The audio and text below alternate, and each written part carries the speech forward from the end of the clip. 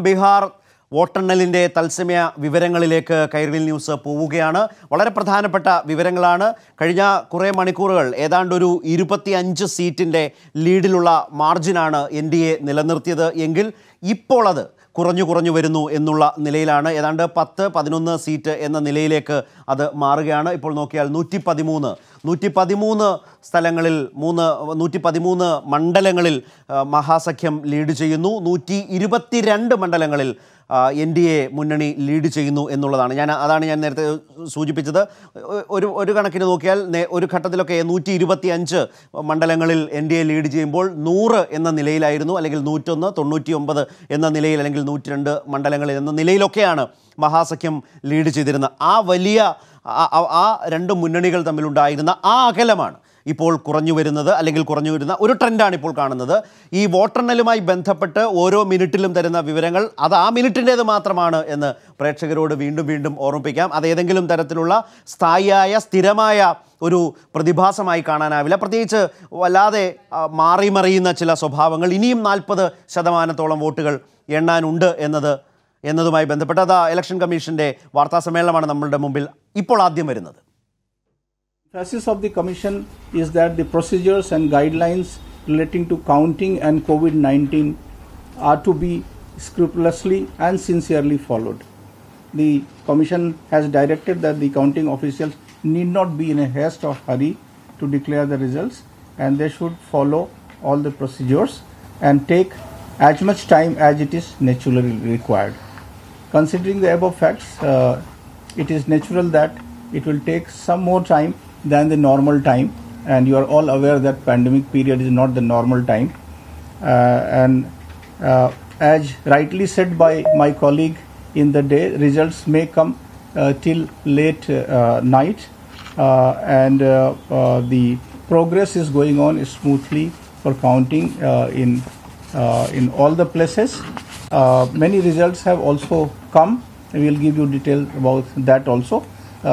You are aware that the Commission has this time devised a very good IT application, and that voter helpline and the results you can see on our website of the Election Commission. You also have the app and which gives you details, authentic details of the results declared. And as you know that after every round it has to be properly authenticated, and then it has to be sent to the digital platform of the Election Commission, which is certified by the observers and the returning officers. So that's why there may be little gap in what you see in the media and what you see on our portal. But however, we try to give you the results as early as we receive it from the counting places. So I will request first of all Mr. Ashish Kundra to give you information about this app, because this is for the benefit. Election കമ്മീഷന്റെ പ്രതിനിധിയാണ് ഇപ്പോൾ വാർത്താ സമ്മേളനത്തിൽ election വോട്ടെണ്ണൽ പുരോഗമിക്കുന്ന വിവരങ്ങൾ നമ്മൾ അറിഞ്ഞുകൊണ്ടിരിക്കുന്ന കാര്യങ്ങൾ തന്നെയാണ് അദ്ദേഹവും അവിടെ ഡൽഹിയിൽ നിന്ന് പറഞ്ഞുകൊണ്ടിരിക്കുന്നത്. കോവിഡ് പ്രോട്ടോകോൾ പാലിച്ചുകൊണ്ട് അർദ്ധരാത്രിയിലേക്ക് നീളും എന്ന വിവരങ്ങളൊക്കെ പങ്കുവച്ചത്. ഡൽഹിയിൽ നിന്ന് ഞങ്ങളുടെ പ്രതിനിധി വിഷ്ണു ചേരുന്നുണ്ട്, അതുപോലെ തന്നെ കെ രാജേന്ദ്രൻ ചേരുന്നുണ്ട്. വിഷ്ണുവിലേക്ക് ആദ്യം ഇലക്ഷൻ കമ്മീഷന്റെ ഇപ്പോഴത്തെ ബ്രീഫിംഗ് ശ്രദ്ധിക്കാനായോ വിഷ്ണു? ഏറ്റവും ലേറ്റസ്റ്റ് ആയിട്ടുള്ള വിവരങ്ങളിലേക്ക് മാത്രം വന്നാൽ വിഷ്ണു എന്തൊക്കെയാവും ഷെയർ ചെയ്യുക, പങ്കുവെക്കുക? ശരത്ത്, ഇപ്പോൾ ഇലക്ഷൻ കമ്മീഷൻ പറഞ്ഞിരിക്കുന്നത് ഇത്തവണ ഫലം വരാൻ അർദ്ധരാത്രിയോടെ മാത്രമേ ഒരു പൂർണ്ണ ഫലം പുറത്തു വരാൻ കഴിയൂ എന്ന് തന്നെയാണ് ഇപ്പോൾ തെരഞ്ഞെടുപ്പ് കമ്മീഷൻ പറഞ്ഞിരിക്കുന്നത്. അതേസമയം നമ്മൾ ബീഹാറിലെ തെരഞ്ഞെടുപ്പ് ചിത്രത്തിലേക്ക് വന്നു കഴിഞ്ഞാൽ ഇപ്പോൾ ഒരു ഇഞ്ചോടിഞ്ച് പോരാട്ടം തന്നെയാണ് ബീഹാറിൽ നടന്നുകൊണ്ടിരിക്കുന്നത്. തുടക്കത്തിൽ ഒരു 130ഓളം സീറ്റുകളിൽ NDA ലീഡ് ചെയ്തിരുന്നെങ്കിൽ ഇപ്പോൾ അവരുടെ ലീഡ് കുറഞ്ഞ് കേവല ഭൂരിപക്ഷത്തിന് വേണ്ട 122ലേക്ക് എത്തിയിട്ടുണ്ട്. അതേസമയം മഹാസഖ്യത്തിന് ഇപ്പോൾ 113 സീറ്റുകളിലാണ് ഇപ്പോൾ ലീഡ് ചെയ്യുന്നത്. ഇതിനിടയിൽ 13 സീറ്റുകളിൽ ഇപ്പോൾ ഫലം പ്രഖ്യാപിച്ചിട്ടുണ്ട്. ഫലം പ്രഖ്യാപിച്ചതിൽ BJP 5 സീറ്റുകളിൽ ജയിച്ചിട്ടുണ്ട്. RJDയും JDU 2 വീതം സീറ്റുകളിലും ജയിച്ചിട്ടുണ്ട്. ഇനി നമ്മൾ ഇപ്പോഴത്തെ ഒരു ലീഡ് നില കൂടി നോക്കിക്കഴിഞ്ഞാൽ BJP 67 സീറ്റുകളിലാണ് ലീഡ് ചെയ്യുന്നത്. അതോടൊപ്പം JDUവിന് 41 സീറ്റുകളിൽ മാത്രമാണ് ഒരു ലീഡ് കാഴ്ചവെക്കാൻ കഴിയുന്നത്. RJD 42 സീറ്റുകളിലും കോൺഗ്രസ് 19 സീറ്റുകളിലും ഇടതുപക്ഷം 18 സീറ്റുകളിലും ഇപ്പോഴും ലീഡ് നിലനിർത്തുന്നുണ്ട്. ഈ ഒരു ലീഡ് നിലനിർത്തുന്നു എന്ന് പറയുമ്പോൾ തന്നെ ഏറ്റവും പ്രധാനമായിട്ട് നമ്മൾ നോക്കിക്കാണേണ്ടത് ഒരു 33 മണ്ഡലങ്ങളാണ്. കാരണം ഈ 33 മണ്ഡലങ്ങളിൽ ലീഡ് നില മാറി മറിയുന്ന ഒരു സാഹചര്യമുണ്ട്. ഇവിടെ സ്ഥാനാർത്ഥികളുടെ ഒരു ലീഡ് നില എന്ന് പറയുന്നത് 2000-ൽ താഴെ മാത്രം വോട്ടുകളാണ്. ഈ 33 മണ്ഡലങ്ങൾ എന്ന് പറയുമ്പോൾ അതിൽ 16 മണ്ഡലങ്ങളിൽ NDA സ്ഥാനാർത്ഥികൾ മുന്നിട്ട് നിൽക്കുന്ന 16 മണ്ഡലങ്ങളുണ്ട്. ഈ 16 മണ്ഡലങ്ങളിലും NDA സ്ഥാനാർത്ഥികൾ മുന്നിട്ട് നിൽക്കുന്നത് വെറും 2000-ഓളം വോട്ടുകളുടെ മാത്രം പിൻബലത്തിലാണ് മുന്നിട്ട് നിൽക്കുന്നത്. ആ ഒരു മണ്ഡലങ്ങൾ ഇനി വരുന്ന മണിക്കൂറുകളിലായിരിക്കും ഏറെ നിർണായകമാകുക. കാരണം ഇതിനോടകം തന്നെ 60% വോട്ടുകൾ മാത്രമാണ് ബീഹാറിൽ എണ്ണിക്കഴിഞ്ഞിട്ടുള്ളത്. ഇനിയും 40% വോട്ടുകൾ എണ്ണാനുണ്ട്. ശരി വിഷ്ണു, മടങ്ങി വരാം ഡൽഹിയിലേക്ക്. വിശദാംശങ്ങൾക്ക് വേണ്ടി മടങ്ങി വരാം. കെ രാജേന്ദ്രൻ കൂടി ചേരുകയാണ്. രാജേന്ദ്രൻ, വിഷ്ണു പറഞ്ഞതിൻ്റെ തുടർച്ചയിൽ ഇപ്പോൾ ഈ ലീഡ് നില, ഈ മുന്നണികൾ തമ്മിലുള്ള അന്തരം, ആ വിടവ് കുറഞ്ഞു വരുന്നു. ഒന്നാമത്തെ കാര്യം. 2, 5, 6 സീറ്റുകളിലൊക്കെ ലീഡ് ചെയ്തിരുന്ന LJP ഇപ്പോൾ 0 എന്ന നിലയിൽ നിൽക്കുന്നു. വിഷ്ണു പറഞ്ഞതുപോലെ 2000-ൽ താഴെ നിയമസഭാ മണ്ഡലങ്ങളിൽ 2000 എന്ന് പറയുന്നത് അത്ര മോശമല്ല ഒരു ലീഡ് എന്ന് പറയുന്നത്. എങ്കിൽ പോലും ഒരു 2000-ൽ താഴെ ലീഡ് നിലനിർത്തുന്ന മണ്ഡലങ്ങൾ വളരെ നിർണായകമാണ്. ഏതാണ്ടൊരു 30-ൽ പരം മണ്ഡലങ്ങൾ അങ്ങനെയുണ്ട് എന്ന് സൂചിപ്പിച്ചു. ഇനിയും ഒരു 40% വോട്ടുകൾ എണ്ണാനുണ്ട്. ഈ ഒരു സാഹചര്യങ്ങൾ ആകെ ക്രോഡീകരിച്ചാൽ ബീഹാറിൻ്റെ വോട്ടെണ്ണലിൻ്റെ ഒരു പൊതുചിത്രം ഏറ്റവും ഒടുവിൽ ഇപ്പോൾ നമ്മുടെ മുമ്പിൽ എങ്ങനെയാണ്? വിഷ്ണു പറഞ്ഞതുകൂടി ചേർത്ത് പങ്കുവച്ചാൽ. ഏറ്റവും നിർണായകമായ വസ്തുത എന്ന് പറഞ്ഞാൽ AIMIM ഉണ്ടാക്കിയ ഈ മതേതര സഖ്യത്തിന് ലഭിക്കേണ്ട വോട്ടുകളിലെ ഭിന്നത തന്നെയാണ് ഒവൈസിയുടെ. അത് 5 സീറ്റുകളിൽ അവർ ലീഡ് ചെയ്യുന്നു എന്നതിലുപരിയായി ഇതിനകത്ത് കോൺഗ്രസിനെ 2ാം സ്ഥാനത്തേക്ക് പിന്തള്ളി 3 സീറ്റുകളിൽ ഇവർ ഏതാണ്ട് 1ാം സ്ഥാനത്ത് നിൽക്കുന്നു എന്ന് പറഞ്ഞാൽ ഒവൈസിയുടെ പാർട്ടി എന്ന് പറഞ്ഞാൽ ഇതിൽ നിന്ന് നമ്മൾ മനസ്സിലാക്കേണ്ടത് സ്വാധീന മേഖലകളിലായിരിക്കാം. അതെ, ഇത് സീമാഞ്ചൽ മേഖലയിലെ കോൺഗ്രസിന്റെ പരമ്പരാഗത ശക്തി കേന്ദ്രങ്ങളിലേക്ക് കടന്നു കയറി ഈ കോൺഗ്രസിനെ പരാജയപ്പെടുത്താനും അതേപോലെ ഈ സഖ്യത്തിന് അത് ആ മേഖലയിൽ BJPക്കും NDAക്കും ഗുണകരമായിട്ടുമുണ്ട്. സ്വാഭാവികമായും ഗുണകരമായി മാത്രമല്ല, നമ്മൾ അതിനെ വേറൊരു രീതിയിൽ കൂടി കാണുക. ഇത് കോൺഗ്രസിനെ ഏറ്റവും കൂടുതൽ ഇതിന്റെ വിഷയം എന്തെന്നാൽ ഇതിനകത്ത് മുസ്ലിം ഭൂരിപക്ഷമുള്ള പല പ്രദേശങ്ങളും കോൺഗ്രസിന്റെ പരമ്പരാഗത ശക്തി കേന്ദ്രങ്ങളാണ്. ഈ മാത്രമല്ല രാജേന്ദ്രൻ, 2019 ലോക്സഭാ തെരഞ്ഞെടുപ്പിൽ ഏക കിഷൻഗഞ്ച് അത് മാത്രമാണ് BJPക്കോ NDAക്കോ കിട്ടാതെ മാറുന്നത് കോൺഗ്രസിന് കിട്ടിയത്.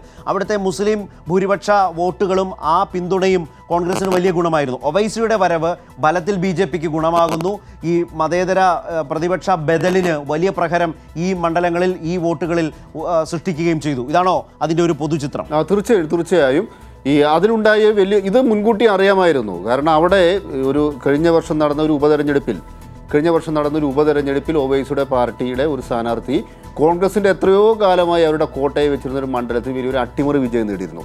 എന്നാൽ അത് കണ്ടറിഞ്ഞുകൊണ്ടുള്ള ഒരു ബദൽ പ്രക്രിയയ്ക്ക് കോൺഗ്രസിനോ അല്ലെങ്കിൽ RJDക്കോ ഒന്നും സാധിച്ചില്ല എന്നതാണ് പ്രധാനപ്പെട്ട ഒരു കാര്യം. മറ്റൊരു വസ്തുത, നമ്മൾ ഈ തെരഞ്ഞെടുപ്പ് ഫലം പരിശോധിച്ചു കഴിഞ്ഞാൽ പ്രത്യേകിച്ച് മതേതര സഖ്യത്തിന് അവിടെ പറ്റിപ്പോയ മറ്റൊരു പ്രധാനപ്പെട്ട വീഴ്ച എന്ന് പറയുന്നത് കോൺഗ്രസിന് 70 സീറ്റുകൾ നൽകി. ഈ 70 സീറ്റുകൾ നൽകി അതിനകത്ത് 20 സീറ്റുകളിൽ മാത്രമാണ് അവർക്ക് ഇപ്പോൾ മുന്നേറ്റം ഉണ്ടാക്കാൻ സാധിച്ചത്. എന്ന് പറഞ്ഞാൽ ഈ മതേതര സഖ്യത്തിലെ പാർട്ടികൾ മത്സരിക്കുന്ന സീറ്റുകൾ, വിജയിക്കുന്ന സീറ്റുകൾ ഇതുമായി താരതമ്യം ചെയ്തു കഴിഞ്ഞാൽ കോൺഗ്രസിൻ്റെ പല സ്ഥാനാർത്ഥികളും തന്നെ അവിടെ കാര്യമായ രീതിയിലുള്ള പ്രകടനം നടത്താൻ പ്രാപ്തരായില്ല എന്ന് തന്നെ കാണാം. നമ്മളിത് ഇടതുപക്ഷത്തിൻ്റെ കാര്യം എടുത്തു കഴിഞ്ഞാൽ 29 സീറ്റുകളിൽ മത്സരിച്ചു, 18 സീറ്റുകളിൽ ലീഡ് ചെയ്യുന്നു. RJD ഇപ്പോൾ ഏറ്റവും വലിയ ഒറ്റക്കക്ഷി, ഇപ്പോഴത്തെ ട്രെൻഡ് അനുസരിച്ച് നോക്കുകയാണെങ്കിൽ RJD ഏറ്റവും വലിയ ഒറ്റക്കക്ഷിയായി മാറുന്ന ഒരവസ്ഥയിലേക്കാണ് കാര്യങ്ങൾ പോകുന്നത്. കാരണം BJP 72 സീറ്റ് ജയിച്ചതോ അല്ലെങ്കിൽ ലീഡ് ചെയ്യുന്നതോ ആയി BJP 72 സീറ്റുകൾ ഉണ്ടെങ്കിൽ ഈ RJD 75 സീറ്റിലാണ്. എന്ന് പറഞ്ഞാൽ RJDയുടെ പെർഫോമൻസും മോശമല്ല. ഈ കോൺഗ്രസിൻ്റെ ഈ ഒരു വളരെ മോശപ്പെട്ട പ്രകടനമാണ് മതേതര സഖ്യത്തെ ഇപ്പോഴും ആ ഒരു ഭൂരിപക്ഷത്തോട് ആ മാർജിൻ കുറഞ്ഞുകൊണ്ടിരിക്കുകയാണ്. 123, 112 ഈ ഒരു അവസ്ഥയിലേക്കുള്ള പ്രധാനപ്പെട്ട കാരണം പറഞ്ഞാൽ കോൺഗ്രസിൻ്റെ സ്ഥാനാർത്ഥി നിർണയത്തിൽ, അതുപോലെ ഈ അവരുടെ രാഹുൽ ഗാന്ധി തന്നെ ആകെ 8 പൊതുയോഗങ്ങളിലാണ് രാഹുൽ ഗാന്ധി വന്ന് പ്രസംഗിച്ചു. അതേസമയം നരേന്ദ്രമോദി പ്രസംഗിച്ച ഏറെക്കുറെ എല്ലാ സീറ്റുകളും തന്നെ BJP ജയിച്ചു എന്ന രീതിയിലുള്ള ഒരു റിപ്പോർട്ട്, ജയിക്കുക അല്ലെങ്കിൽ ലീഡ് നേടിക്കൊണ്ടിരിക്കുന്നു എന്ന രീതിയിലുള്ള റിപ്പോർട്ടുകളെല്ലാം പല ദേശീയ മാധ്യമങ്ങളിലും കണ്ടിരുന്നു. അപ്പോൾ കോൺഗ്രസിൻ്റെ ഒരു ഭാഗത്തു നിന്നും ഉണ്ടായ ചില വീഴ്ചകൾ ഈ പരാജയത്തിന് കാരണമായി എന്ന രീതിയിലുള്ള വിലയിരുത്തലുകളുമുണ്ട്. ഏതായാലും ഇതിൽ വളരെ കൗതുകകരവും ശ്രദ്ധേയവുമായി മാറിയ ഒന്നാണ് ഇടതുപക്ഷത്തിൻ്റെ ഒരു മുന്നേറ്റം. ഞാൻ രാജേന്ദ്രനിലേക്ക് വരാം. ലാൽകുമാർ നമ്മൾക്കൊപ്പം തുടരുക കൂടിയാണ്. ലാൽ, കേരളത്തിലെ പ്രേക്ഷകരെ സംബന്ധിച്ച് അല്ലെങ്കിൽ കേരളീയർ, മലയാളികൾ പൊതുവിൽ ആ ഒരു വാർത്ത പ്രത്യേകമായി ശ്രദ്ധിക്കും. അതിന് പലതരത്തിൽ, ഈ കാലം എന്നത് ഏറ്റവും സോഷ്യൽ മീഡിയയുടെ ട്രോളുകളുടെ കാലമാണ്. പല തരത്തിൽ അതിനെ വിലയിരുത്താനും വിവക്ഷിക്കാനും ഒക്കെ ആളുകൾക്ക് വലിയ സ്വാതന്ത്ര്യമുണ്ട്. ആ നിലകളിലൊക്കെ ആളുകൾ അതിനെ കമൻറ്റ് ചെയ്തുകൊണ്ടിരിക്കുന്നു. ഞാൻ അതിലേക്കല്ല വരുന്നത്. പക്ഷേ കേരളത്തെ സംബന്ധിച്ച് ബീഹാർ വളരെ ഒരു ശക്തി കേന്ദ്രം, ഒരു കാലത്ത് ഇടതുപക്ഷത്തെ സംബന്ധിച്ച്, കമ്മ്യൂണിസ്റ്റ് പാർട്ടികളെ സംബന്ധിച്ച് വലിയ സ്വാധീന മേഖല, പിന്നീടുണ്ടായി ക്ഷയിച്ചുപോയ കാലം. ഈ സഖ്യത്തിൻ്റെ ഭാഗമായി വന്ന് മത്സരിച്ച് 29 സീറ്റിൽ ഇപ്പോഴും 18 മുതൽ 20 വരെ മണ്ഡലങ്ങളിൽ ലീഡ് നിലനിർത്തി മുന്നോട്ട് പോകുന്നു. മറ്റു മാധ്യമങ്ങൾ പലപ്പോഴും എഴുതിയതുപോലെ ഈ കോൺഗ്രസ് ഇടത് പാർട്ടികളുടെ പൊതുവായ ലീഡ് നിലയ്ക്കും താഴെയാണ് എന്നൊരവസ്ഥയുണ്ടായ സമയങ്ങളുണ്ടായിരുന്നു.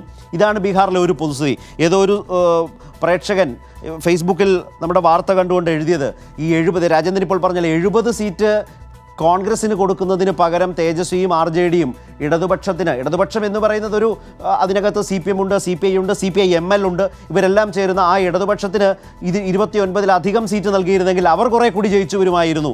ആനുപാതികമായി സ്ട്രൈക്ക് റേറ്റ് നോക്കിയാൽ കോൺഗ്രസിനേക്കാൾ മെച്ചമാണ് 29-ൽ 20 സീറ്റിൽ ലീഡ് ചെയ്യുന്ന ഇടതു പാർട്ടികളും 70-ൽ 19-ലും 18-ലും ലീഡ് ചെയ്യുന്ന കോൺഗ്രസും. ആ സ്ട്രൈക്ക് റേറ്റ് ഡിഫറൻസാണ് ഞാൻ സൂചിപ്പിച്ചത്. അപ്പോൾ ആ നിലയിൽ കാണുന്ന പ്രേക്ഷകരുമുണ്ട് ഈ വാർത്തകളും മറ്റും കാണുമ്പോൾ. ലാലിൻ്റെ ഒരു വിലയിരുത്തലിൽ നിശ്ചയമായും ശരിയാണ്. കാര്യം നമ്മൾ മനസ്സിലാക്കേണ്ട ഒരു കാര്യം, താങ്കൾ ഇപ്പൊ സൂചിപ്പിച്ചത് സക്സസ് റേഷ്യോയെ കുറിച്ചാണ്. ഇപ്പം സക്സസ് റേഷ്യോ വളരെ കൂടുതലാണ് ഇടതുപക്ഷ പ്രസ്ഥാനങ്ങൾ അവിടെ മത്സരിക്കുന്നതിനുമായിട്ട് ബന്ധപ്പെട്ട് നമ്മൾ കണക്കെടുത്ത് നോക്കിയാൽ. അത് അംഗീകരിക്കാതിരുന്നിട്ട് കാര്യമില്ല. 70 മത്സരിച്ചിടത്തുനിന്ന് കിട്ടുന്നത് 20-ഉം ഇവിടെ 29 മത്സരിച്ചിടത്തുനിന്ന് കിട്ടുന്നത് 20-നോട് അടുത്താണെങ്കിൽ ഏതാണ് സക്സസ് റേഷ്യോ എന്ന് കണ്ണുപൊട്ടനല്ലാത്തവർക്ക് മനസ്സിലാവുമല്ലോ. കണ്ണുപൊട്ടനാണെങ്കിലും ചോദിച്ചാൽ മനസ്സിലാവുമല്ലോ.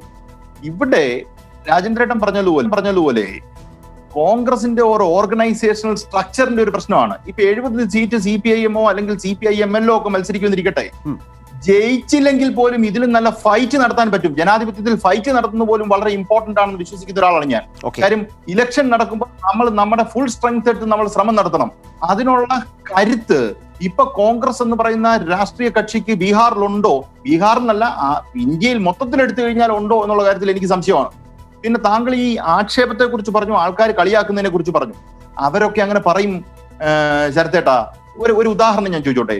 ഈ കളിയാക്കുന്ന ഭൂരിപക്ഷം ആൾക്കാരും BJP പ്രവർത്തകരാണ്. ഏറ്റവും കൂടുതൽ ട്രോൾ ഉണ്ടാക്കി വിടുന്നത് BJP പ്രവർത്തകരാണ്. മലയാളികൾക്ക് ഹാസ്യത്തിന്റെ ഒരു എലമെന്റ് ഒക്കെ ഉണ്ടെന്നുള്ളത് യാഥാർത്ഥ്യം. അത് പോസിറ്റീവ് ആണെങ്കിൽ നമുക്ക് അംഗീകരിക്കാം.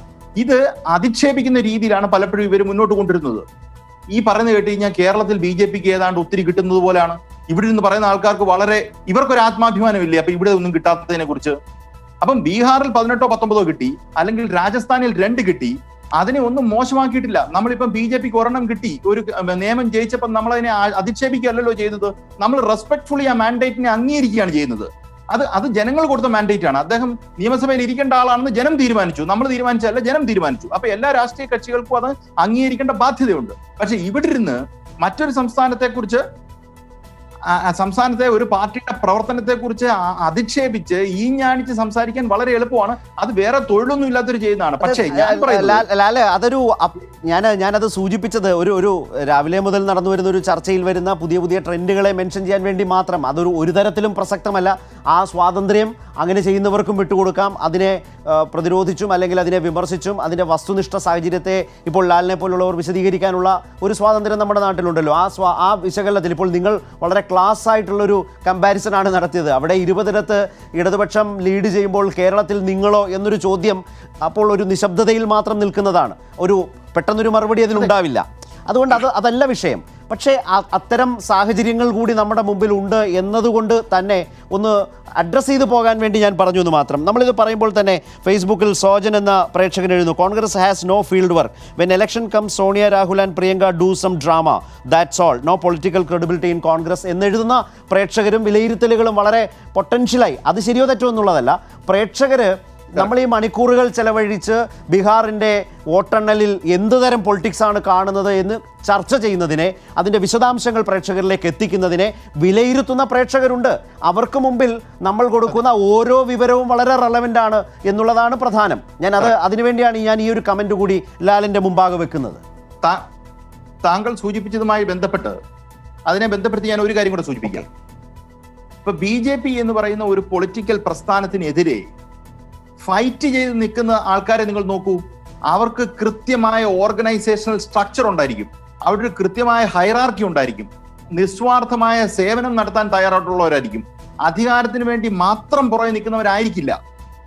ഈ ക്വാളിറ്റീസ് ഒക്കെ ഉണ്ടെങ്കിൽ മാത്രമേ BJPയെ തോപ്പിക്കാൻ പറ്റൂ. കാര്യം BJPക്ക് എന്തൊക്കെ പറഞ്ഞാലും അവർക്കൊരു കേഡർ സ്ട്രെങ്ത് ഉണ്ട്. അത് പ്രത്യേകിച്ച് RSSന്റെ ഒരു ശക്തി ഉണ്ട് എന്നുള്ളത്, ആ ശക്തി അവരുടെ തിരിച്ചറിഞ്ഞുകൊണ്ട് മാത്രമേ നമുക്ക് ഫൈറ്റ് ചെയ്യാൻ പറ്റൂ. ഓപ്പോസിഷനിൽ നിൽക്കുന്നവന്റെ സ്ട്രെങ്ത്തിനെയാണ് നമ്മൾ തോപ്പിക്കേണ്ടത്. അവനെ ആ സ്ട്രെങ്ത് നമ്മൾ വീക്ക്നെസ് ആക്കാനുള്ള ശ്രമവും നടത്തുകയാണ്. അതൊരു കേഡർ സംവിധാനത്തിന് നടക്കൂ. കോൺഗ്രസിനെ പോലെ അധികാരത്തിന്റെ അപ്പകഷ്ണത്തിന് വേണ്ടി എന്തും ചെയ്യുന്ന ആൾക്കാർക്ക്, അല്ലെങ്കിൽ പണിയെടുക്കാതെ ഇലക്ഷൻ ജയിക്കാമെന്ന് പറയുന്ന ആൾക്കാർക്ക്, അങ്ങനെയുള്ള ആൾക്കാർക്ക് കമ്മ്യൂണൽ ഫോഴ്സിനെ തട്ടി തോപ്പിക്കാൻ കഴിയില്ല. ആ കമ്മ്യൂണൽ ഫോഴ്സിനെ തട്ടി തോപ്പിക്കണമെങ്കിൽ വികസനത്തിന്റെ കൃത്യമായ ആശയം ജനങ്ങളിലേക്ക് എത്തിക്കണം. നിങ്ങൾക്ക് വേണ്ടത് കമ്മ്യൂണലിസം അല്ല, വർഗീയതയല്ല, അല്ലെങ്കിൽ ഈ പറയുന്ന വികാരപരമായ ചിന്തയല്ല. വിവേകപരമായ ഒരു വലിയ ലോകം ഈ നമ്മുടെ മുന്നിലുണ്ട്. ആ വിവേകപരമായി ചിന്തിച്ചാൽ മാത്രമേ രാഷ്ട്രത്തിന് പുരോഗതിയിലേക്ക് എത്താൻ പറ്റൂ, എങ്കിലേ നിങ്ങൾക്ക് പുരോഗതിയിലേക്ക് എത്താൻ പറ്റൂ എന്ന ബോധ്യപ്പെടുത്തലാണ്. അത് എത്തണമെങ്കിൽ ഈ പറയുന്ന പ്രവർത്തകർ താഴേക്ക് ഇറങ്ങി ബോധ്യപ്പെടുത്തൽ നടത്തണം. ആ ബോധ്യപ്പെടുത്തൽ നടത്താനുള്ള ശക്തി കോൺഗ്രസിനുണ്ടോ എന്ന് ചോദിച്ചാൽ 100% ഞാൻ പറഞ്ഞു ഇന്ത്യയിൽ ഒരിടത്തുമില്ല. ഉണ്ടെങ്കിൽ ഒരല്പം കേരളത്തിലാണ്. ഞാൻ തന്നെ ലാലടക്കമുള്ള രാഷ്ട്രീയ നിരീക്ഷകരുടെ ഈ ക്ലാസ്, കോൺഗ്രസിന് കൊടുക്കുന്ന ക്ലാസ് എത്രയോ തെരഞ്ഞെടുപ്പുകളായി കേട്ടുകൊണ്ടിരിക്കുന്നു, കണ്ടുകൊണ്ടിരിക്കുന്നു, ഞാൻ അടക്കമുള്ള നമ്മളെല്ലാവരും പ്രേക്ഷകർ. പക്ഷേ കോൺഗ്രസിന് മാത്രം അതിൽ നിന്ന് എന്തെങ്കിലും ഒരു മാറ്റം ഉണ്ടായതായി പലപ്പോഴും ആ നേതൃത്വം നിർഭാഗ്യവശാൽ ബോധ്യപ്പെടുത്തുന്നില്ല. കാരണം ഇതിനെല്ലാം ആധാരം എന്ന് പറയുന്നത് ഈ തെരഞ്ഞെടുപ്പിലെ വിധിയെഴുത്താണല്ലോ, അതിലെ ജയപരാജയങ്ങൾ തന്നെയാണല്ലോ. ആ ജയപരാജയത്തിൽ ഇപ്പോഴും ബീഹാർ പോലെയുള്ള വളരെ പ്രധാനപ്പെട്ട ഒരു കാലത്ത്, എനിക്കൊപ്പം ഇവിടെ രാജേന്ദ്രൻ ഇരിപ്പുണ്ട്, രാജേന്ദ്രനൊക്കെ നന്നായി അറിയാം, ഉത്തരേന്ത്യയിൽ കോൺഗ്രസിൻ്റെ അപ്രമാദിത്വത്തിന്, ആ ശേഷിക്ക് ഇന്ദിരാഗാന്ധിയുടെ കാലത്തൊക്കെ ഏറ്റവും ശക്തമായി അവർ അടക്കി വാണ ഉത്തരേന്ത്യൻ മണ്ണാണ് അവരെ പൂർണ്ണമായും കൈയൊഴിഞ്ഞ് ഇങ്ങനെ നിൽക്കുന്നത്. ഇപ്പോൾ ഇങ്ങനെ കൂടി ഒരു പഴിക്ക് അവർ മത്സരിച്ച 70 സീറ്റ്, അവർ 70 സീറ്റിൽ മത്സരിച്ചത് ആ മഹാസഖ്യത്തിന് തന്നെ ഗുണമായില്ല. നിങ്ങൾ വേറൊരു പ്രേക്ഷകൻ എഴുതി വായിച്ചത് ഞാനിപ്പോൾ കണ്ടത്, സത്യത്തിൽ രാജേന്ദ്രൻ ഒരു പൊളിറ്റിക്കൽ ഒബ്സർവേഷൻ കണ്ടത് ഫേസ്ബുക്കിൽ, ഒരു പ്രേക്ഷകൻ നമ്മുടെ ഈ ഷോ കണ്ടുകൊണ്ട് സംസാരിച്ചത്, കോൺഗ്രസ് യഥാർത്ഥത്തിൽ 70 സീറ്റിൽ മത്സരിക്കാനുള്ള ആഗ്രഹവും താല്പര്യവുമായിരുന്നില്ല പ്രകടിപ്പിക്കേണ്ടിയിരുന്നത്. സീറ്റ് കുറച്ച് ഈ മഹാസഖ്യത്തെ പിന്തുണച്ച് കുറെ കൂടി വിശാലമായ ഒരു രാഷ്ട്രീയം കാഴ്ചവെക്കണം എന്ന് പറയുന്നവരുണ്ട്.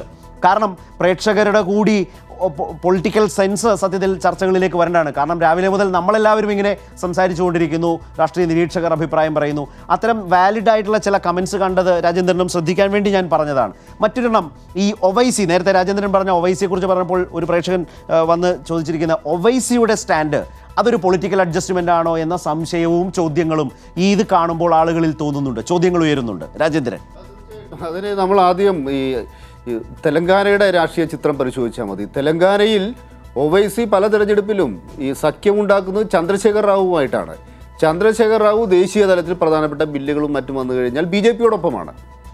ദേശീയ തലത്തിൽ BJPയുമായി സഹകരിക്കുന്ന ചന്ദ്രശേഖർ റാവുമായിട്ടാണ് ഒവൈസി ഈ തെലങ്കാനയ്ക്കകത്ത് ഈ ആഭ്യന്തരമായ വിഷയങ്ങൾ ഒരുമിച്ച് പ്രവർത്തിക്കുന്നതും തെരഞ്ഞെടുപ്പ് സഖ്യങ്ങൾ ഉണ്ടാക്കുകയും ചെയ്യുന്നത്.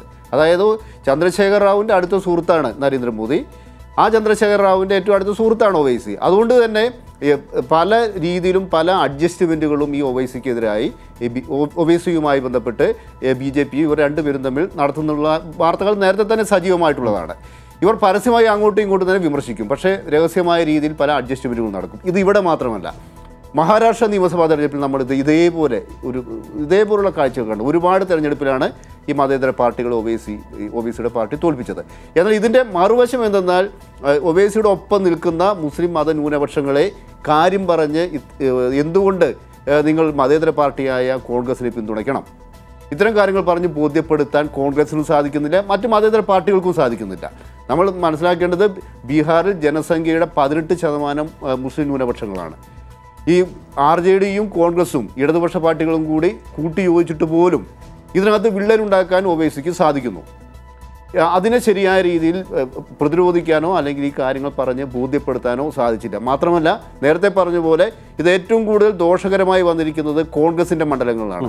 നേരത്തെ പറഞ്ഞ 70 സീറ്റുകളിൽ മത്സരിച്ചു. എന്തുകൊണ്ട് 20 ഇപ്പോൾ ഏതാണ്ട് 19 ഇത്തരം സീറ്റുകളിൽ മാത്രം കോൺഗ്രസ് ലീഡ് ചെയ്യാൻ പറ്റുന്നു വെച്ചാൽ അതിൻ്റെ പ്രധാനപ്പെട്ട കാരണങ്ങളൊന്ന്, കോൺഗ്രസിന് കൊടുത്തിരുന്ന പല മണ്ഡലങ്ങളും തന്നെ ന്യൂനപക്ഷങ്ങൾക്ക് നിർണായക സ്വാധീനമുള്ള മണ്ഡലങ്ങളാണ്. അവിടെ ഈ ഒവൈസിയുടെ പാർട്ടി ഉണ്ടാക്കിയത് വലിയ രീതിയിലുള്ള വിള്ളലാണ്. ഇത് മുൻകൂട്ടി കാണാനും ഇത് ചെറുക്കാനുമുള്ള സംഘടനാപരമായ ഒരു പരിശ്രമവും കോൺഗ്രസിൻ്റെ ഭാഗത്തു നിന്നും ഉണ്ടായില്ല. ഒന്നുകൂടി കൂട്ടിച്ചേർക്കട്ടെ, ഈ ബീഹാറിൽ ഒരു വിശാലമായ തെരഞ്ഞെടുപ്പ് സഖ്യം ഉണ്ടാക്കിയതിന് ശേഷം തേജസ്വി യാദവ് ജയിലിൽ പോയി ലാലു പ്രസാദ് യാദവിനെ കണ്ടു. ഈ ലാലു പ്രസാദ് യാദവ് പറഞ്ഞു നല്ല സഖ്യമാണ്, പക്ഷേ ഒരു പിഴവുണ്ടായി. ആ പിഴവ് തിരിച്ചടിയാക്കിയ ഒരു കാരണവശാലും കോൺഗ്രസിന് 70 സീറ്റ് നൽകാനുള്ള ഒരു അർഹതയും ലാലു കണ്ടെത്തിയത്. ഒരു കാരണവശാലും ഈ കോൺഗ്രസ് എന്ന പാർട്ടിക്ക് 70 സീറ്റുകൾ നൽകാനുള്ള ഒരു ശക്തിയും ബീഹാറിനകത്തില്ല. അത് ഭാവിയിൽ അത് പ്രശ്നങ്ങളുണ്ടാകും. അദ്ദേഹത്തിൻ്റെ ഒരു രാജേന്ദ്രൻ അത് പറയുമ്പോൾ എൻ്റെ മനസ്സിലേക്ക് പെട്ടെന്ന് വന്നത് മുലായത്തിൻ്റെ കാഴ്ചപ്പാടുകളെ ധിക്കരിച്ചുകൊണ്ട് അഖിലേഷ് രാഹുലുമായി കൈകോർത്ത് UPയിൽ മുന്നോട്ട് പോയ ഒരു തെരഞ്ഞെടുപ്പ് കാലം ഓർത്തു പോകുന്നു.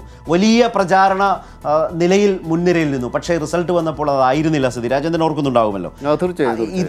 ഇതേ അവസ്ഥ, ഇതേ പിഴവുകൾ തേജസ്വിക്ക് പറ്റി എന്നുള്ളതാണ്. കോൺഗ്രസിനെ ന്യൂനപക്ഷ വോട്ടുകൾ സമാഹരിക്കാൻ കഴിയുന്ന പാർട്ടിയായി തേജസ്വി മുന്നിൽ നിർത്താൻ ശ്രമിച്ചപ്പോൾ ഒവൈസി അവിടെ ഏറ്റവും വലിയ തടസ്സം, ഒവൈസിയുടെ പാർട്ടി തടസ്സം സൃഷ്ടിക്കുന്നു. അതിൻ്റെ രാഷ്ട്രീയ അപകടത്തെ തിരിച്ചറിയാൻ കഴിയാതിരുന്നതാണോ അതോ തിരിച്ചറിയുന്നു എന്നത് മനസ്സിലാക്കി പരിഹരിച്ചു പോകാതിരുന്നതാണോ?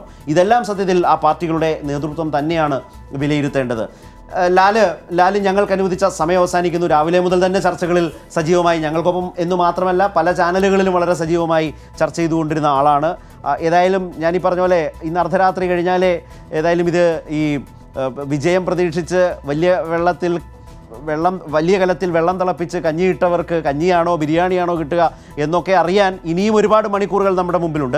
അതതിൻ്റെ വഴിക്ക് നടക്കട്ടെ. വിവരങ്ങളെ ജനങ്ങളിൽ എത്തിക്കുക, അതിൻ്റെ സാധ്യതകൾ, അതിലടങ്ങിയിരിക്കുന്ന രാഷ്ട്രീയം, ഇതെല്ലാം ചർച്ച ചെയ്യുക എന്നത് മാത്രമാണൊരു മാധ്യമം എന്ന നിലയിൽ, ഒരു വാർത്താ ചാനൽ എന്ന നിലയിൽ ഞങ്ങൾക്ക് മുമ്പിലുള്ളത്. അത് രാവിലെ മുതൽ നൽകുന്നു. ലാലും അതിൻ്റെ ഭാഗമായി ഉള്ളതുകൂടിയാണല്ലോ. നാളെയും ഇതിൻ്റെ തുടർച്ചയിൽ ഞങ്ങൾക്കൊപ്പം ഉണ്ടാകണം എന്ന് പറഞ്ഞുകൊണ്ട്, ചർച്ചയിലേക്കും മറ്റും വരണമെന്ന് പറഞ്ഞുകൊണ്ട്, ഇപ്പോഴത്തെ ഈ ടാലി അതാ ഇങ്ങനെയാണ്. NDA ലാലെ ശ്രദ്ധിക്കും 123, NDA 123, മഹാസഖ്യം 112. വളരെ ചെറിയൊരു മാർജിൻ മാത്രമാണ് ഈ രണ്ട് മുന്നണികൾക്കിടയിൽ ഉള്ളത്. ലാലിൻ്റെ ഒരു പ്രഡിക്ഷൻ എന്താണ്? അത് പറഞ്ഞുകൊണ്ട് ലാലിന് ഇന്നിറങ്ങാം. അതുകൊണ്ട് ആളുകൾ അത് കരുതിയിരിക്കട്ടെ. ലാലിൻ്റെ പ്രഡിക്ഷനെ വെച്ച് നാളെ ലാലിനെ ആളുകൾ ചോദ്യം ചെയ്യട്ടെ. സഖാവ് EK നായനാർ മുഖ്യമന്ത്രിയായിരിക്കുന്ന കാലത്ത് അദ്ദേഹം പറഞ്ഞൊരു കാര്യമുണ്ട്. അദ്ദേഹം പാർലമെന്റ് ഇലക്ഷനെ പോകാൻ നേരത്ത് വളരെ പുറയിലായിരുന്നു LDF. ആ സമയത്ത് അദ്ദേഹത്തോട് ചോദിച്ചു എന്താണ് സിറ്റുവേഷൻ. അപ്പൊ അദ്ദേഹം പറഞ്ഞൊരു മറുപടി, കണ്ണൂരൊക്കെ പുറയിലാണല്ലോ എന്ന് ചോദിച്ചപ്പം അബ്ദുള്ള കുട്ടി അത്ഭുത കുട്ടിയാവുന്നതാണ്. അത്ഭുത കുട്ടി പിന്നെ നമ്മളിൽ നിന്ന് വിട്ടുപോയി, അത് അദ്ദേഹം വേറെ വഴിക്ക് രാഷ്ട്രീയ ലാഭത്തിന് പോയി. എന്റെ വിശ്വാസം അത്ഭുതങ്ങൾ തന്നെ സംഭവിക്കുമെന്ന് തന്നെയാണ്. കാര്യം ഇവിടെ ഈ പറയുന്ന സിറ്റുവേഷൻ ആകത്തില്ല. കാര്യം ഈ പറയുന്ന 1000 വോട്ടുകളുടെ ഒക്കെ വ്യത്യാസം എന്ന് പറഞ്ഞാൽ വലിയ വ്യത്യാസങ്ങളല്ല. അത് ഈ 40% വോട്ടെണ്ണി വരുമ്പോഴത്തേനും നമുക്കറിയാമല്ലോ, നമ്മൾ എത്രയോ മണ്ഡലം കണ്ടതാണ്. അവസാന നിമിഷം വരെ വടക്കാഞ്ചേരിയിൽ നമ്മൾ നോക്കിയിരുന്നതല്ലേ.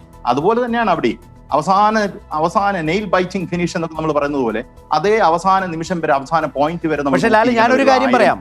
തേജസ്വിക്കും കൂട്ടർക്കും ഭരിക്കണമെങ്കിൽ അബ്സല്യൂട്ട് വിക്ടറി ഉണ്ടാവണം, അബ്സല്യൂട്ട് മെജോറിറ്റി ഉണ്ടാവണം. കാരണം അപ്പുറത്ത് BJP ആണ് നിൽക്കുന്നത്. BJPക്ക് അബ്സല്യൂട്ട് വിക്ടറിയും മെജോറിറ്റിയും വേണമെന്നില്ല ഭരിക്കാൻ. വേണ്ട, അത് കറക്റ്റാണ്. LDFന്റെ നമ്മൾ CPIM, CPI, CPM, പിന്നെ RJDയും കൂടെ ചേരുന്ന കക്ഷിക്ക് ഭൂരിപക്ഷം കിട്ടിയില്ല എങ്കിൽ അവിടെ NDA ഭരണത്തിൽ വരും. കോൺഗ്രസ്സുകാരെ BJPക്കാർ വാങ്ങിക്കും. ഇപ്പൊ തന്നെ വാങ്ങിച്ചു വെച്ചിട്ടുണ്ടാവുന്നതിനാണ് എന്റെ ഒരു ധാരണ. കാര്യം പൈസ അഡ്വാൻസ് കൊടുത്തിട്ടുണ്ടാവും. ഏതാണ് ഹോട്ടൽ എന്നൊക്കെ ഇന്നലെ തന്നെ അന്വേഷിക്കുന്നുണ്ട്. അപ്പൊ പിന്നെ നമുക്ക് ഊഹിക്കാമല്ലോ എന്താണ് നടക്കാൻ പോകുന്നത്. മധ്യപ്രദേശ് ആവർത്തിക്കുമെന്ന കാര്യത്തിൽ എനിക്ക് ഒരു സംശയമില്ല. കാര്യം അത് കോൺഗ്രസ് എന്ന് പറയുന്ന പൊളിറ്റിക്കൽ. ഞാൻ ഒരു കാര്യം കൂടി ചോദിച്ചോളട്ടെ, ഒറ്റ കാര്യം കൂടി. ഇതിപ്പുറത്ത് മഹാസഖ്യത്തെ കുറിച്ചൊക്കെ പറയുന്നുണ്ടല്ലോ. കാരണം അവരെ എങ്ങനെയും ആക്രമിക്കാൻ എളുപ്പമാണ്. കാരണം അവർക്ക് പിഴവുകളാണ് ഏറെ. ഇപ്പുറത്ത് BJPയെ സംബന്ധിച്ച്, NDA സംബന്ധിച്ച് വിജയം ആവർത്തിക്കുന്ന ഒരു ഘട്ടമായതുകൊണ്ട് തന്നെ അവരുടെ പിഴവുകൾ പലപ്പോഴും ഈ വിജയത്തിൽ മൂടപ്പെട്ടു പോകും.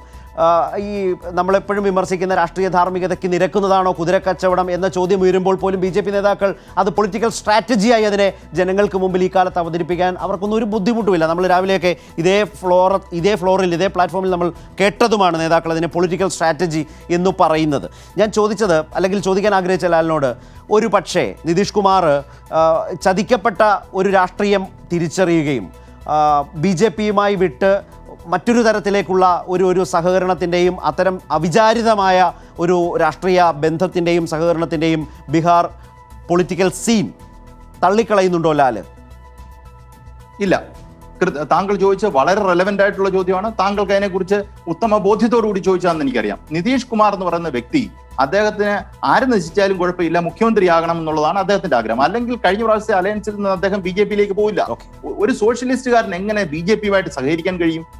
JP മൂവ്മെന്റിന്റെ പ്രോഡക്റ്റ് ആണെന്ന് പറയുന്ന ഒരാൾക്ക് എങ്ങനെ കഴിയും BJPയുമായിട്ട് സഹകരിക്കാൻ? അപ്പൊ അദ്ദേഹം കൃത്യമായി അദ്ദേഹത്തിന് ആര് നശിച്ചാലും കുഴപ്പമില്ല, ബീഹാർ നശിച്ചാലും കുഴപ്പമില്ല, അദ്ദേഹത്തിന് മുഖ്യമന്ത്രിയാകുന്നുള്ളൂ. അതുകൊണ്ട് ചിലപ്പോൾ ഇപ്പുറത്ത് വരാനുള്ള സാധ്യതയുണ്ട്. പക്ഷെ അത് RJD എങ്ങനെ എടുക്കും എന്നുള്ള കാര്യത്തിൽ നമുക്കറിയില്ല. കാര്യം ഇപ്പുറത്തും അധികാരമോഹികൾ ഉള്ളതുകൊണ്ട് RJD കാര്യത്തിലും ആ കാര്യത്തിൽ എനിക്ക് സംശയമൊന്നുമില്ല. അവർക്കും അധികാരമോഹം തന്നെ ഉണ്ട്. അതുകൊണ്ട് നമുക്കറിയില്ല. ഉപതെരഞ്ഞെടുപ്പുകളിലും നേട്ടമുണ്ടാക്കി BJP. മധ്യപ്രദേശിൽ ഭരണം നിലനിർത്തും. ഉപതെരഞ്ഞെടുപ്പ് നടന്ന 28-ൽ 19 സീറ്റുകളിൽ BJPക്ക് മുന്നേറ്റം. ഗുജറാത്തിലും മണിപ്പൂരിലും കോൺഗ്രസ് തകർന്നടിഞ്ഞു. 12 സിറ്റിംഗ് സീറ്റുകളിലും കോൺഗ്രസ് പിറകിലായി. വിവരങ്ങളുമായി ഇപ്പോൾ ഡൽഹിയിൽ നിന്ന് ശരത്ത് ചേരുകയാണ്. ശരത്ത്, ഇതാണ് അതിൻ്റെ വളരെ പ്രധാനപ്പെട്ട വിവരങ്ങൾ. ആ വിശദാംശങ്ങളിൽ നിന്നുകൊണ്ട് പറയാൻ കഴിയുന്ന കൂടുതൽ വിശദാംശങ്ങൾ എന്താണ്, വിവരങ്ങൾ എന്താണ്? മറ്റ് ഭാഗങ്ങളിലെ ഉപതെരഞ്ഞെടുപ്പിൻ്റെ വിവരങ്ങളിലേക്കാകെ പോയാൽ ശരത്ത്, ഇന്ന് 11 സംസ്ഥാനങ്ങളിലെ 58 നിയമസഭാ സീറ്റുകളിലെ ഫലവും ഇതോടൊപ്പം തന്നെ തെരഞ്ഞെടുപ്പ് കമ്മീഷൻ പ്രഖ്യാപിക്കുകയാണ്. ഈ ഒരു ഘട്ടത്തിൽ BJP കാര്യമായ ഒരു നേട്ടം വിവിധ നിയമസഭാ ഉപതെരഞ്ഞെടുപ്പുകളിൽ ഉണ്ടാക്കി എന്നുള്ളതാണ് ഇതുവരെയുള്ള കണക്കുകൾ വ്യക്തമാക്കുന്നത്. അതിലേറ്റവും എടുത്തു പറയേണ്ടുന്നത് മധ്യപ്രദേശ് തന്നെയാണ്. മധ്യപ്രദേശിൻ്റെ കാര്യമെടുത്താൽ മധ്യപ്രദേശിൽ 28 സീറ്റുകളിലാണ് തെരഞ്ഞെടുപ്പ് നടന്നത്. അതിൽ ഇതേവരെയായി ഫലം പ്രഖ്യാപിച്ചിരിക്കുന്നത് 10 സീറ്റുകളാണ്. 10 സീറ്റുകളിൽ 9 BJP വിജയിച്ചിരിക്കുന്നു, ഒരു സീറ്റ് കോൺഗ്രസും വിജയിച്ചിരിക്കുന്നു എന്നുള്ളതാണ് ഒരു ഏറ്റവും ഒടുവിലത്തെ കണക്ക്. ബാക്കിയുള്ള 10 സീറ്റുകൾ ഇനി മറ്റ് 10 സീറ്റുകളിൽ കോൺഗ്രസ് BJP ലീഡ് ചെയ്യുന്നു. അതോടൊപ്പം തന്നെ കോൺഗ്രസ് ആകട്ടെ 7 സീറ്റുകളിലും. ഈ നിലയിൽ നോക്കുമ്പോൾ 19 സീറ്റുകളിൽ BJP വിജയത്തിലേക്ക് നീങ്ങുന്നു എന്നുള്ളതാണ് നമുക്ക് മനസ്സിലാക്കാൻ സാധിക്കുന്നത്. ഇത് തീർച്ചയായും നിലവിലെ സാഹചര്യത്തിൽ BJPക്ക് ഭരണം ഉറപ്പിക്കാനുള്ള ഏറ്റവും വലിയ ഒരു അവസരമായിരിക്കുന്നു. നിലവിൽ 107 അംഗങ്ങളുള്ള BJPക്ക് ഈ 19 അംഗങ്ങളും വിജയിക്കുന്നതോടുകൂടി 230 അംഗ നിയമസഭയിൽ അവരുടെ ആകെ അംഗബലം 126 മാറും. തീർച്ചയായും നിലവിലെ സാഹചര്യത്തിൽ BJPയെ സംബന്ധിച്ചിടത്തോളം ഭരണസ്ഥിരത കൈവരിക്കാൻ സാധിക്കുന്നു. അതോടൊപ്പം തന്നെ ഇതിന് മറ്റൊരു രാഷ്ട്രീയ പ്രാധാന്യമുള്ളത് കോൺഗ്രസ് വിട്ട് BJPയിൽ ചേർന്ന ജ്യോതിരാദിത്യ സിന്ധ്യയുടെ സ്വാധീന മേഖലയിലാണ് BJPക്ക് ഇപ്പോൾ വിജയം നേടിയെടുക്കാൻ സാധിച്ചത്. അതുകൊണ്ട് തന്നെ ജ്യോതിരാദിത്യ സിന്ധ്യക്ക് ഈ ഒരു ഉപതെരഞ്ഞെടുപ്പ് വിജയം കൊണ്ട് BJPയിൽ ഒരു വിലപേശൽ ശേഷി ഉണ്ടാക്കിയെടുക്കാൻ സാധിക്കുന്നു എന്നുള്ളതാണ് ഏറ്റവും പ്രധാനപ്പെട്ട കാര്യം. മധ്യപ്രദേശിൽ കോൺഗ്രസ് ഏറെക്കുറെ തകർന്നടിഞ്ഞു എന്ന് തന്നെ പറയേണ്ടിയിരിക്കുന്നു. കാരണം അവർക്ക് 28 സീറ്റുകൾ തെരഞ്ഞെടുപ്പ് നടന്നപ്പോൾ അതിൽ 27 സീറ്റുകളും കോൺഗ്രസിൻ്റെ സിറ്റിംഗ് സീറ്റുകളായിരുന്നു. അതിൽ ഇപ്പോഴത്തെ ഒരു സ്ഥിതിയിൽ 8 സീറ്റുകളിൽ കൂടിപ്പോയാൽ 8 സീറ്റുകളിൽ വിജയിക്കാനേ കോൺഗ്രസിന് സാധിക്കുകയുള്ളൂ. സമാനമായ ഒരു തിരിച്ചടി തന്നെ ഗുജറാത്തിലും മണിപ്പൂരിലും കോൺഗ്രസ് നേരിട്ടു എന്ന് നമുക്ക് കാണാൻ സാധിക്കും. ഗുജറാത്തിൽ 8 നിയമസഭാ സീറ്റുകളിലാണ് ഉപതെരഞ്ഞെടുപ്പ് നടന്നത്. ഈ 8 നിയമസഭാ സീറ്റുകളിലും കോൺഗ്രസ് MLA മാർ രാജിവെച്ചതിനെ തുടർന്നാണ് ഉപതെരഞ്ഞെടുപ്പ് നടന്നത്. ആ 8 സീറ്റുകളിലും BJP വിജയം സ്വന്തമാക്കുന്ന ഒരു സ്ഥിതിവിശേഷമാണ് ഉള്ളത്. ഇതോടുകൂടി ബീഹാർ നിയമസഭയിൽ കോൺഗ്രസ് വളരെ പരിമിതമായ സംഖ്യയിലേക്ക് കുറയുന്നു. 182 അംഗ നിയമസഭയിൽ BJPയുടെ അംഗബലം 111 ഉയർന്നിരിക്കുന്നു. വടക്ക് കിഴക്കൻ സംസ്ഥാനമായ മണിപ്പൂരിൽ കഴിഞ്ഞ കുറച്ച് മാസങ്ങൾക്ക് മുൻപ് ഏറ്റവും വലിയ ഒറ്റകക്ഷി എന്ന നിലയിൽ ഭരണം പിടിക്കുന്നതിന് വേണ്ടിയുള്ള ചില കരുനീക്കങ്ങൾ കോൺഗ്രസ് നടത്തിയിരുന്നു. ആ ഒരു നീക്കങ്ങൾക്ക് ബദലായിക്കൊണ്ട് കോൺഗ്രസിൻ്റെ ചില MLA-മാരെ 4 MLA-മാരെ BJP രാജിവെപ്പിച്ചതിനെ തുടർന്നാണ് അവിടെ ഇന്ന് 4 സീറ്റുകളിൽ വോട്ടെണ്ണൽ നടന്നത്. ആ 4 സീറ്റുകളും കോൺഗ്രസിനെ കൈവിടുന്ന ഒരു സാഹചര്യമാണ് കാണാനായത്. 3 സീറ്റുകൾ BJP സ്വന്തമാക്കിയപ്പോൾ 1 സീറ്റ് സ്വതന്ത്രൻ വിജയിക്കുന്ന ഒരു സാഹചര്യമാണ് ഉണ്ടായത്. ഏതായാലും മണിപ്പൂരിൽ 4 സിറ്റിംഗ് സീറ്റുകളിലും കോൺഗ്രസ് പരാജയപ്പെട്ടതോടുകൂടി സർക്കാർ ഉണ്ടാക്കാനുള്ള നീക്കങ്ങൾ ഏതായാലും കോൺഗ്രസിനെ സംബന്ധിച്ചിടത്തോളം പൂർണ്ണമായും അസ്തമിച്ചിരിക്കുന്നു എന്ന് തന്നെയാണ് പറയേണ്ടത്. മറ്റ് സംസ്ഥാനങ്ങളുടെ കാര്യമെടുത്താൽ ഹരിയാനയിൽ കോൺഗ്രസ് അവരുടെ ഒരു സിറ്റിംഗ് സീറ്റ് നിലനിർത്തുകയുണ്ടായി. ഛത്തീസ്ഗഡിൽ സിറ്റിംഗ് സീറ്റ് നിലനിർത്തി. അതോടൊപ്പം തന്നെ ജാർഖണ്ഡിൽ ഒരു സിറ്റിംഗ് സീറ്റ് നിലനിർത്തുകയും ചെയ്തിട്ടുണ്ട്. മറ്റൊരു സീറ്റായ ദുംക, ജാർഖണ്ഡിലെ ദുംകയിൽ ഹേമന്ത് സോറൻ കഴിഞ്ഞ തവണ വിജയിച്ച മണ്ഡലമാണ്. അദ്ദേഹത്തിൻ്റെ സഹോദരൻ ബസന്ത് സോറൻ ഇത്തവണ അവിടെ വിജയിക്കുന്ന സാഹചര്യമാണ് ഉള്ളത്. ഉത്തർപ്രദേശിൻ്റെ കാര്യത്തിലേക്ക് വരികയാണെങ്കിൽ ഉത്തർപ്രദേശിൽ 7 സീറ്റുകളിലാണ് ഇന്ന് വോട്ടെണ്ണൽ നടന്നത്. ഈ 7 സീറ്റുകളിൽ ഇപ്പോൾ ഫലപ്രഖ്യാപനം നടന്നിരിക്കുന്നത് 6 സീറ്റുകളുടെ ഫലപ്രഖ്യാപനമാണ്. ഈ 6 സീറ്റുകളിൽ 5 സീറ്റുകൾ BJP വിജയിച്ചിരിക്കുന്നു, 1 സീറ്റ് സമാജ്വാദി പാർട്ടിയും വിജയിച്ചിരിക്കുന്നു. ബാക്കി ഫലം വരാനുള്ള 1 സീറ്റിൽ BJP ലീഡ് ചെയ്യുകയാണ് എന്നാണ് ഏറ്റവും ഒടുവിൽ റിപ്പോർട്ട് ചെയ്യാൻ സാധിക്കുന്നത്. തെലങ്കാനയിൽ TRS-ന്റെ ഒരു സിറ്റിംഗ് സീറ്റ് ഇപ്പോൾ BJP പിടിച്ചെടുക്കുകയും ചെയ്തിട്ടുണ്ട്. ശരി, ശരത്താണ് ഡൽഹിയിൽ നിന്ന് രാജ്യത്തെ ഉപതെരഞ്ഞെടുപ്പിൻ്റെ വിവരങ്ങളുടെ വിശദാംശങ്ങൾ ഇപ്പോൾ ആകെ നൽകിയത്. വീണ്ടും ഒരിക്കൽ കൂടി ബീഹാറിൻ്റെ ജനവിധിയുടെ ഏറ്റവും പുതിയ വിവരങ്ങളിലേക്ക് പോയാൽ അത് ഇങ്ങനെയാണ്. NDA 122 സീറ്റുകളിൽ ലീഡ് ചെയ്യുന്നു. ലീഡ് അവർക്ക് കേവല ഭൂരിപക്ഷത്തിൻ്റെ ആ നമ്പറിൽ എത്തിക്കാനായിട്ടുണ്ട് എന്നതാണ് ഇപ്പോഴത്തെയും അവസ്ഥ. ആ നിലയിൽ അവിടെ നിൽക്കുക തന്നെയാണ്. മണിക്കൂറുകളായി NDAക്ക് അവർക്ക് നേടിയിട്ടുള്ള മേധാവിത്വം, ലീഡിൽ സൃഷ്ടിച്ച മേധാവിത്വം നിലനിർത്താനായി എന്നുള്ളതാണ് ഏറ്റവും പ്രധാനപ്പെട്ട കാര്യം. രാവിലെ വോട്ടെണ്ണൽ ആരംഭിച്ച ഘട്ടത്തിൽ ഏതാണ്ടൊരു 2 മണിക്കൂറോളം മഹാസഖ്യത്തിന് ഒരു ലീഡുണ്ടായിരുന്നു. അതാണ് പിന്നീട് മാറിമറിഞ്ഞ് NDAക്ക് ലീഡ് എന്ന നിലയിലേക്ക് വന്നത്. അത് നിലനിർത്താൻ NDAക്ക് അപ്പോൾ മുതൽ കഴിഞ്ഞിട്ടുണ്ട് എന്നതാണ് ഏറ്റവും ശ്രദ്ധേയം. ഇപ്പോൾ അവർ തമ്മിലുള്ള ആ അന്തരം അത് വളരെ കുറഞ്ഞിട്ടുണ്ട് എന്നതാണ് ഏറ്റവും പ്രത്യേകമായ കാര്യം. ഏതാണ്ട് 40% താഴെ വോട്ടുകളാണ് ഇനി എണ്ണാനുള്ളത് എന്നുള്ളതാണ് അതുമായി ബന്ധപ്പെട്ട് പറയാനുള്ളത്. ഇതിനിടയിൽ ഒരുപക്ഷെ ഇന്ന് രാവിലെ മുതൽ ബീഹാർ തെരഞ്ഞെടുപ്പുമായി ബന്ധപ്പെട്ട വിവരങ്ങൾ പ്രേക്ഷകരിലേക്ക് എത്തിക്കുമ്പോൾ ഞങ്ങൾ ഏറ്റവും അധികം ശ്രദ്ധിച്ച ഒന്നുണ്ട്. ഇത്തവണ എക്സിറ്റ് പോളിലും ഒക്കെ കണ്ടതുപോലെ തന്നെ ഇടതുപക്ഷത്തിൻ്റെ അവിടുത്തെ പ്രകടനം എങ്ങനെയാവും എന്നറിയാൻ മലയാളികൾ വളരെയധികം താല്പര്യം കാണിക്കും. കാരണം കേരളത്തിൻ്റെ ഒരു വിശാലമായ പൊതു ഇടത് ബോധം അതിൽ വളരെ പ്രകടമാണ്. അതുകൊണ്ട് തന്നെ പ്രേക്ഷകർക്ക് അതറിയാനുള്ള ഏറ്റവും ശരിയായ സൗകര്യമൊരുക്കിയത് കൈരളി ന്യൂസാണ് എന്ന് നിസ്സംശയം പറയാം. കാരണം CPM-ഉം CPI-യും CPIM-ലും അടക്കമുള്ള സ്ഥാനാർത്ഥികളുടെ ചിത്രങ്ങൾ സഹിതം അവരുടെ മണ്ഡലങ്ങൾ സഹിതമുള്ള വിവരങ്ങൾ രാവിലെ മുതൽ തന്നെ പ്രേക്ഷകരിൽ എത്തിക്കുന്നതിനുള്ള സാഹചര്യമൊരുക്കി. പിന്നീട് 243-ൽ ഇടതുപക്ഷം 19-18 എന്ന നിലയിലല്ല, ഇടതുപക്ഷത്തിൻ്റെ പ്രകടനം മെച്ചപ്പെട്ട നിലയിൽ മുന്നോട്ട് വന്നപ്പോൾ ടാലിയിൽ അത് പ്രത്യേകമായി കാണിക്കാനും ശ്രമിച്ചിരുന്നു. പിന്നീട് അത് ഈ മഹാസഖ്യത്തിൻ്റെ അതാത് സമയത്തെ ലീഡ് നിലയ്ക്കൊപ്പം തന്നെ പ്രത്യേകമായി ലെഫ്റ്റ് എന്ന നിലയിൽ ഇപ്പോൾ തന്നെ നോക്കിയാൽ അറിയാം, ലെഫ്റ്റ് 18, GA 115, ആ മഹാസഖ്യത്തിനുള്ളിൽ ലെഫ്റ്റ് 18 സീറ്റുകളിൽ ലീഡ് ചെയ്യുന്നു എന്നതുപോലെയുള്ള പ്രധാനപ്പെട്ട വിവരങ്ങൾ സ്ക്രീനിൽ നിരന്തരം നൽകി വരികയാണ്. ഫേസ്ബുക്കിലും മറ്റും ഇതുമായി ബന്ധപ്പെട്ട ചില കമൻറ്റുകൾ കണ്ടതുകൊണ്ടാണ് ഞാൻ അതേക്കുറിച്ച് അത്രയും സൂചിപ്പിച്ചത്. ആ നിലയിൽ അക്കാര്യത്തിൽ കാട്ടിയ ഒരു ശ്രദ്ധ അത് കൂടുതൽ പ്രേക്ഷകർക്ക് ഗുണകരമായി അവരിലേക്ക് വിവരങ്ങൾ എത്തിക്കാനായി എന്ന് തന്നെ വിചാരിക്കുകയാണ്. അതിനുവേണ്ടിയാണ് അത് സൂചിപ്പിച്ചതും. രാജേന്ദ്രൻ, ഞാൻ ഈ പറഞ്ഞ ഒരു വിഷയം ബീഹാറിലെ തെരഞ്ഞെടുപ്പിലുള്ള ഇടതുപക്ഷത്തിൻ്റെ ഒരു പൊതുവായ മുന്നേറ്റം, നമ്മളതിന് രാവിലെ മുതൽ നൽകിയിട്ടുള്ള ഒരു പ്രയോറിറ്റി, അത് ആ നിലയിൽ ശരിയായ വിധത്തിൽ തന്നെ പ്രതിഫലിച്ചു, ആ നിലയിൽ കരുതിയ ഒരു ജഡ്ജ്മെൻറ്റ് അത് പ്രതിഫലിച്ചു, പ്രകടമായി എന്നാണോ രാജേന്ദ്രൻ്റെ ഒരു വിലയിരുത്തൽ? തീർച്ചയായും. കാരണം ബീഹാർ തെരഞ്ഞെടുപ്പിൽ ഇത്തവണ ഇത് ഏറെക്കുറെ എനിക്ക് തോന്നുന്നത് പല ദേശീയ മാധ്യമങ്ങളും പ്രത്യേകിച്ച് ഹിന്ദു അടക്കം ഈ കാര്യം ചൂണ്ടിക്കാണിച്ചിരുന്നു. ഇടതുപക്ഷം അവിടെ വലിയൊരു മുന്നേറ്റം ഉണ്ടാക്കുന്നു. അതിന് കാരണമായി പറയുന്നത് 2 കാര്യങ്ങളാണ്. ഒന്ന്, അവിടെ ഇടതുപക്ഷത്തിൻ്റെ സ്ഥാനാർത്ഥികൾ എന്ന് പറഞ്ഞാൽ അവിടെ അതാത് മേഖലകളിൽ വലിയ സമരങ്ങൾ നടത്തി ജനങ്ങൾക്കിടയിൽ നിർണായക സ്വാധീനമുള്ളവരായിരുന്നു. ഇതാണ് ഒന്നാമത്തെ കാര്യം. രണ്ടാമത്തെ വസ്തുത പറയുന്നത് JNU-വിൽ നടന്ന ആ ഒരു മുന്നേറ്റം, ആ മുന്നേറ്റത്തെ വേറൊരു രീതിയിൽ ഇത് മറ്റ് തെരഞ്ഞെടുപ്പ് പ്രചാരണ രംഗത്തും സ്ഥാനാർത്ഥി നിർണയത്തിനും മറ്റുമെല്ലാം തന്നെ അവതരിപ്പിക്കാൻ ഇടതുപക്ഷത്തിന് സാധിക്കുന്നതാണ്.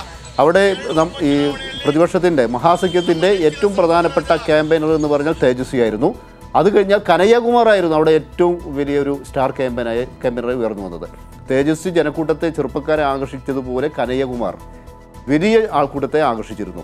ഇതുകൂടാതെ JNUവിലെ ഐസയുടെ നേതാവായിരുന്ന സൗരഭ്, അദ്ദേഹം അവിടെ സ്ഥാനാർത്ഥിയെ മത്സരിച്ചു. അദ്ദേഹം ഞാൻ മനസ്സിലാക്കിയെടുത്തോളം ലീഡ് ചെയ്യുന്ന CPIM സ്ഥാനാർത്ഥികളിൽ സൗരഭും ഉണ്ട് എന്നാണ്. അപ്പോൾ ഈ രീതിയിൽ ഒരു വശത്ത് ഇതെല്ലാം തന്നെ ഇവരുടെ കനയ്യയുടെയും സൗരഭിൻ്റെയും എല്ലാം തന്നെ സാന്നിധ്യത്തിൻ്റെ ഒരു പ്രത്യേകത എന്തെന്നാൽ അതെല്ലാം ചെറുപ്പക്കാർക്കിടയിൽ, യുവജനങ്ങൾക്കിടയിൽ വലിയ രീതിയിൽ ഈ ഇടതുപക്ഷ പ്രസ്ഥാനങ്ങളുമായി ബന്ധപ്പെടുത്തിക്കൊണ്ട് അവരെ ഇങ്ങോട്ട് സ്വാധീനിക്കാനും ആകർഷിക്കാനും സാധിച്ചു. അതിൻ്റെ കൂടി ഒരു പ്രതിഫലനമാണ് ഇടതുപക്ഷത്തിൽ ഉണ്ടാക്കാൻ സാധിച്ച ഈ ഒരു മുന്നേറ്റം. ഒരുപക്ഷെ എനിക്ക് തോന്നുന്നു ആ മുന്നണിക്കകത്ത് തന്നെ 58% വരുന്ന യുവ പ്രാതിനിധ്യം, യുവജനങ്ങൾ ഏതാണ്ട് ബീഹാർ പോപ്പുലേഷൻ്റെ 58% ഉണ്ടെന്നാണ് പറയപ്പെടുന്നത്. ആ കണക്കുകൾ സൂചിപ്പിക്കുന്നതാണ്. അത് ഈ ഇടത് സ്വാധീനം അല്ലെങ്കിൽ ഇടതുപക്ഷത്ത് ഈ മുന്നണിയിലേക്ക് വന്നത് വലിയ ഗുണകരമായി. ഇപ്പോൾ രാജേന്ദ്രൻ പറഞ്ഞതുപോലെയുള്ള സ്ഥാനാർത്ഥികളും മറ്റും വന്നതോടുകൂടി എന്ന് തോന്നുന്നുണ്ടല്ലേ? തീർച്ചയായിട്ടും ഇതിനകത്ത് ആ സ്ഥാനാർത്ഥി പട്ടിക നോക്കിയാൽ തന്നെ മനസ്സിലാവും. നിരവധി ചെറുപ്പക്കാർ മറ്റ് പാർട്ടികളുമായി താരതമ്യം ചെയ്യുമ്പോൾ ഏറ്റവും കൂടുതൽ ചെറുപ്പക്കാർ നിർത്തിയത് ഇടതുപക്ഷ പാർട്ടികളായിരുന്നു. ആ ചെറുപ്പക്കാരെന്ന് പറഞ്ഞാൽ നമ്മൾ നോക്കുന്നത് മറ്റ് പാർട്ടികളുടെ എല്ലാ സ്ഥാനാർത്ഥികൾ അതിൽ പല ആൾക്കാരും തന്നെ അവർ പണത്തിൻ്റെ സ്വാധീനം, അതുപോലെ പാരമ്പര്യം. രാജേന്ദ്രൻ, ഒരു നിമിഷം. NDAയുടെ ലീഡ് 122 നിന്ന് 120 താഴ്ന്നു. മഹാസഖ്യം 115 കേവലം 5 സീറ്റുകളുടെ വ്യത്യാസം മാത്രമാണ് ഇപ്പോൾ ആ ലീഡ് നിലയിൽ ഇവർ തമ്മിലുള്ളത്. വോട്ടെണ്ണൽ പുരോഗമിക്കുന്ന അതിൻ്റെ ഒരു പ്രധാനപ്പെട്ട അന്തിമ ഘട്ടത്തിലേക്ക് പോകുന്ന ഘട്ടത്തിൽ നമ്മൾ സംസാരിച്ച് വെച്ച് നോക്കിയാൽ ഏതാണ്ട് ഒരു 30% വോട്ടായിരിക്കും ഇനി എണ്ണാനുള്ളത്, അല്ലേ? തീർച്ചയായിട്ടും ഇത് വളരെ നമ്മൾ മനസ്സിലാക്കിയിട്ട് 115, അതുകൂടാതെ ഒവൈസിയുടെ 5 ഉണ്ട്, BSPയുടെ ഈ BSP 2 സീറ്റുകൾ ലീഡ് ചെയ്യുന്നുണ്ട്. അതെല്ലാം നോക്കിക്കഴിഞ്ഞാൽ ഈ NDAയേക്കാൾ കൂടുതൽ അത് വരുമ്പോൾ 5 ആവും. ഒവൈസിയുടെ 3, ഒവൈസി 5 എന്ന് പറഞ്ഞാൽ 115ഉം 5ഉം 120, BSP 2, 5-2 7. അപ്പോൾ സ്വാഭാവികമായിട്ടും ഇത് നമുക്കൊരു ഫോട്ടോ ഫിനിഷിങ് എങ്ങോട്ടാണ് പോകുന്നതെന്ന് പറയാൻ പറ്റില്ല. ഇപ്പോൾ ഒവൈസി എല്ലാം തന്നെ നേരത്തെ പല ഘട്ടത്തിലും ഈ മതേതര സർക്കാരുകളെല്ലാം പിന്തുണച്ചിട്ടുണ്ട്. UPA സർക്കാരിനെ പിന്തുണച്ചിരുന്നു. അതുകൊണ്ട് ഈ ഒരു ഘട്ടത്തിൽ എന്ത് നിലപാട് കൈക്കൊള്ളുമെന്നൊന്നും നമുക്ക് പറയാൻ സാധിക്കില്ല. പക്ഷേ ഒവൈസിക്ക് ഒരു നിലപാട് ഇത്തവണ പറയേണ്ടി വരും. തീർച്ചയായിട്ടും അത് അപ്പുറത്ത് BJP ആണ്. അതുകൊണ്ട് തന്നെ ആണെന്ന് മാത്രമല്ല, BJPക്കൊപ്പം നിൽക്കുന്ന ചന്ദ്രശേഖർ റാവു എന്ന പ്രിയ സുഹൃത്തിന്റെ ഘടകകക്ഷി എന്ന നിലയിൽ തന്നെ നിൽക്കുന്ന ഒരാളാണ് ഒവൈസി. തെലങ്കാനയിലേക്ക് വരുമ്പോൾ ആ ഒവൈസിക്ക് ബീഹാറിൽ മഹാസഖ്യത്തിനൊപ്പം നിൽക്കേണ്ടി വരുമോ ഭാവിയിൽ, അതോ അപ്പോഴും ഈ പറഞ്ഞതുപോലുള്ള നടപടികൾ സ്വീകരിക്കേണ്ടി വരുമോ എന്നത് വളരെ നിർണായകമാണ്. പക്ഷേ വളരെ പ്രധാനമാണ് ഇപ്പോൾ രാജേന്ദ്രൻ പറഞ്ഞ ഈ ടാലി. ആ ടാലിയിൽ 120 സീറ്റുകളിലാണിപ്പോൾ NDA ലീഡ് ചെയ്യുന്നത്. 115 സീറ്റുകളിൽ മുന്നണി മഹാസഖ്യം ലീഡ് ചെയ്യുന്നു എന്നുള്ളതാണ് വളരെ ചെറിയ മാർജിൻ. അവിടെ മുമ്പ് സൂചിപ്പിച്ച സ്വതന്ത്രർ അല്ലെങ്കിൽ മറ്റുള്ളവർ, 4ാം മുന്നണി എന്ന നിലയിൽ മത്സരിച്ച 3ാം മുന്നണി എന്ന നിലയിൽ മത്സരിച്ച ആളുകളുണ്ട്. ഒവൈസി, അതുപോലെ BSP, ഇവരുടെയൊക്കെ നിലപാട് നിർണായകമാകുന്ന നിലയിൽ കാര്യങ്ങൾ മാറുകയാണോ, ഇതിൽ ഏതൊക്കെ തരത്തിലുള്ള ഏറ്റക്കുറച്ചിലുണ്ടാകും എന്നെല്ലാം ഇനി അറിയാനിരിക്കുന്നതേ ഉള്ളൂ. ഏറ്റവും പുതിയ വിശദാംശങ്ങളാണ് രാജേന്ദ്രൻ ഇപ്പോൾ ന്യൂസ് ഡെസ്കിൽ നിന്നും ഇക്കാര്യത്തിൽ നൽകിയത്. 120-115 അതാണ് ഈ 2 മുന്നണികളുടെയും ലീഡ് നില സംബന്ധിച്ച ഏറ്റവും പുതിയ വിവരം പ്രേക്ഷകരുമായി പങ്കുവെക്കാനുള്ളത്.